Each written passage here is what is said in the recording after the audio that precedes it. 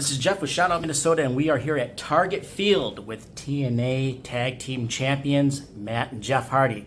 Welcome to Minnesota. It's great to be in Minnesota. We're excited to be bringing TNA here for the first time ever on September 4th, September 5th. And there's going to be a live taping on Thursday? Correct. And then, or a live action and then taping on Friday, correct? Yes. We will be. We'll be live across the world for the people on the TNA app. They'll probably stream it on YouTube, the whole thing. That goes down on Thursday. And we'll also tape some stuff for a later episode. And then we'll do a couple episodes on Friday. So it's going to be a couple action-packed days of total nonstop action. Now, this is the first time TNA has been in Minnesota. Yep. At a great venue called, the Armory, which is a fantastic venue. You'll love it. What's the impact of TNA coming here for the first time, and what are you expecting? I think the impact of it coming here for the first time is just the fact that we're in this major resurgence, and we're filling up houses. We're selling so many tickets now. We're doing great numbers across the board, and it's cool that we're able to go into new markets. And it still kind of blows my mind, considering all the rich history that lives here in Minneapolis with pro wrestling, that TNA's never been here. Yeah, I was with TNA back in 2012 when we first kind of started going out on the road and everything. And when somebody just told me that recently, I was blown away. I was like, there's no way we never went there. But sure enough, it's going to be the first time ever. And to do a live show here is super exciting because, if you make a mistake, man, it's going to be seen. Yeah, so 2024, you guys came back into TNA. Mm-hmm. And would you categorize it as reinventing yourself, or would you classify or describe yourselves a little bit different than that? I think more than anything, Tommy Dreamer is one of the guys that is kind of head of creative right now. We've known him for decades, longtime friend of ours. And I feel like he understands what makes the Hardys work, and he put us in a great position to succeed. And I think there was a little period of time where we wrestled out before, we weren't utilized in the best way, we weren't optimized, and there was almost like sympathy on us. So people wanted to see the Hardys do their thing and rock and roll, and now we're doing this new thing, and we feel like we both feel great. We're both big into ice baths, cold plunges, and we're out there rocking like it's the early 2000s, and TNA's really put us in a position to succeed. Yeah, I think the stars just aligned just right, because whenever I had about a month left on my AEW contract, it was perfect timing for me to show up at a big TNA show and save my brother once again. So, I think we're exactly where we're supposed to be, and it's so cool to feel valuable again and to help TNA grow, because TNA's been there for me through some dark times in my personal life, so it feels good to be able to give back. Now, you've been around over 30 years. You've been wrestling. You said 34. Is this your 34th? October 15th, we'll be going into year 34. 15-time World Tag Team Champions. Correct. You mentioned about the ice baths, because I wanted to ask you about that. Now, is that something that's a daily routine for you, or is it a recovery, or after a match? It's recovery after a match, and it's a daily routine. I just think, considering how beat up and damaged our body is, there's an expression you only have so many bumps on your bump card in pro wrestling. Getting knocked down and hitting the mat. And we've probably been through multiple bump cards, especially him. He's one of the craziest, most intense high flyers that has ever performed. Yeah. But go ahead. Oh, it's a total everyday ritual for me. And I still, what I love so much about it is it's still like a mental war within myself every morning to make myself get in it. But sometimes I go, I'll just do it every other day. But I just know if I get in it, between 3 and 5 minutes, I'll get out and I'll feel better and I'll be ready to conquer the day. And sure enough, I do that thing every day, and I miss it when I'm gone. What do you do on your own time to relax? Usually my relaxation comes from hanging with my kids, playing with my kids. I have kids that are 10, 8.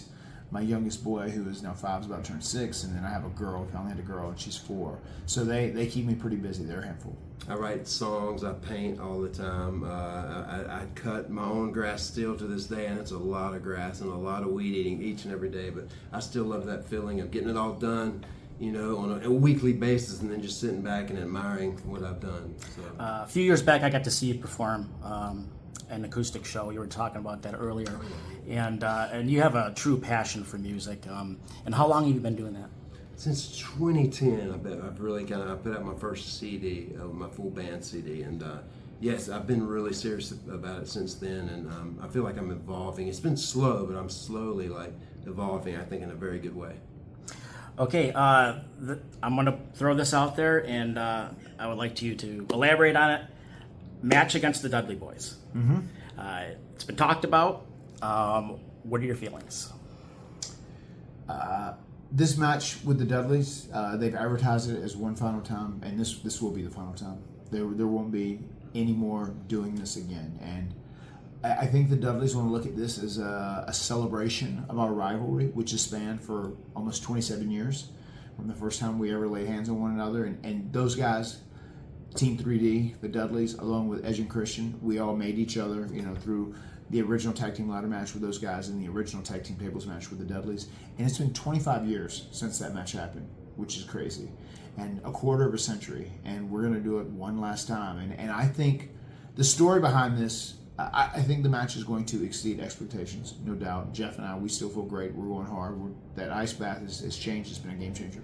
But I truly believe when this is all said and done, I think this is going to be one of the most emotional matches to ever take place in TNA, because there's going to be people crying at the end of it, because they know their heroes can't go on forever. And right now, Jeff and I, we're feeling real good, and it's just going to be really interesting to see how the people react to the Dudleys at the end of this night.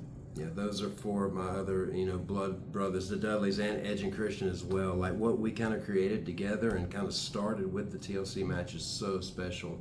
And when you think about legacy and all that stuff, that's one of the big ones that I'm going to be so grateful I was a part of, and I did so much for, to see what it is now. We got to go to SummerSlam and watch this year's TLC match.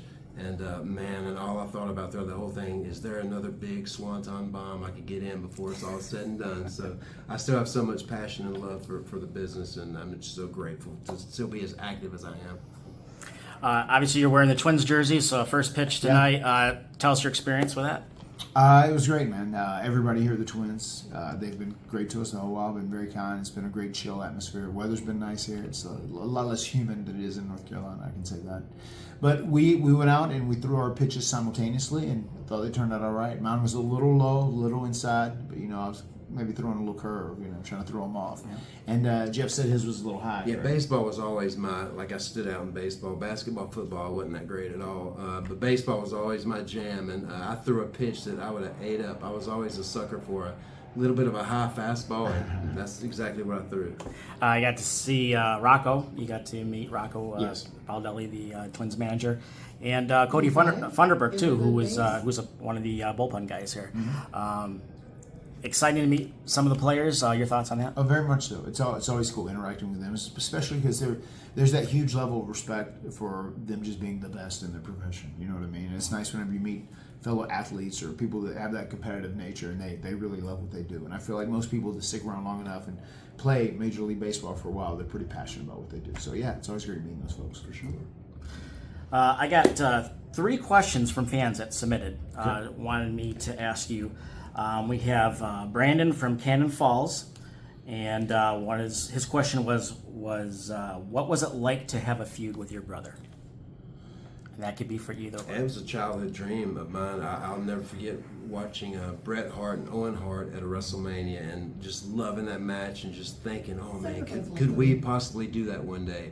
And sure enough, we were able to do that. And it was an Extreme Rules match, which it's kind of our jam anyway. So, and then moving on into the future, the Usos recently did it the last few years. And it was just so cool now to look back at our careers and say, man, we had a brother feud, and it was pretty intense. Yeah, our 2 goals in pro wrestling was to be the WWF, WWE, WCW Tag Team Champions one time, which we've exceeded that many times over, obviously. And then our other goal was to one day wrestle each other in a marquee match on a major pay-per-view, and we were able to do that at WrestleMania, and we were one of the marquee matches. So yeah, it was great, and we at that point were very comfortable with each of our individual skills as singles competitors. So it was a great time. Second question, Max from St. Paul. What is your favorite memory from Minnesota? Gosh, I mentioned it earlier, but it was at a WWE live event, I believe, and it was just me. Matt had already left, I believe, but I painted like the Minnesota Vikings, the colors on my face, and it turned out so good, and I get so pumped up about that. And that made me think today at the professional soccer game. The practice of the Minnesota United their logo. I took a picture of it. And I'm going to do my face paint when we're here in a few weeks to match up with their logo. So I'm super excited to do that. But yeah, when I was here, I painted the Minnesota Viking on my face and loved it. We actually wrestled each other earlier in our career here for a King of the Ring final to see who would advance and move on to the King of the Ring. So that was a cool moment. And this is probably my most memorable moment in Minneapolis, was just performing on the Eddie Guerrero Memorial Show, because that news broke whenever we were here, and I wrestled on that day Carlito, and it just felt good to go out and honor Eddie, because Eddie was such a special performer.